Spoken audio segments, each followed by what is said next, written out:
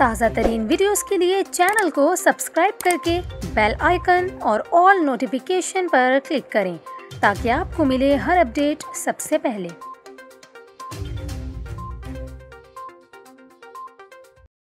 और अभी आपको अहम खबर से आगाह करें, कराची की 39 यूसीज के सीवरेज से हासिल किए गए नमूनों में पोलियो वायरस की तस्दीक हो गई है। इतनी बड़ी तादाद में यूसीज में पोलियो वायरस की मौजूदगी ने खतरे की घंटी बजा दी है। रिपोर्ट के मुताबिक पोलियो वायरस बल्दिया टाउन, गडाब, नाजमाबाद और किमाड़ी की यूसीज में पाया गया है।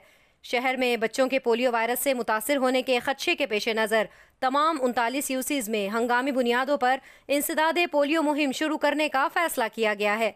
वाज़ेह रहे कि मुल्क भर में रवां साल पोलियो के 19 केसेस की तस्दीक हो चुकी है और ये तमाम केसेस खैबर पख्तूनख्वा में रिपोर्ट हुए हैं।